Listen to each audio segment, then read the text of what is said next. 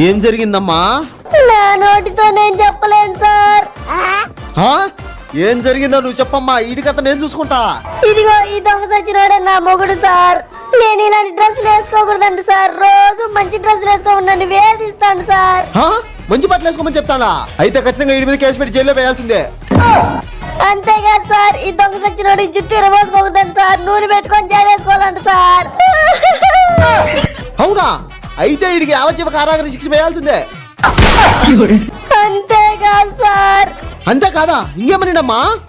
చున్నీ కూడా వేసుకోమంటాను సార్. నాకు అర్థం కాలేదు సార్. అయితే ఖచ్చితంగా ఉరి శిక్ష వేయాల్సిందే వీడికి. సార్ సార్ సార్ తప్పు అయిపోయింది సార్. ఇంకెప్పుడు పద్ధతిగా ఉండమని చెప్పను సార్. సారీ చెప్పాల్సింది నాకు కాదా, ఆ బంగారు తల్లికి. అమ్మా బంగారు తల్లి, ఇంకెప్పుడు నేను పద్ధతిగా ఉండమని నేను చెప్పనమ్మా.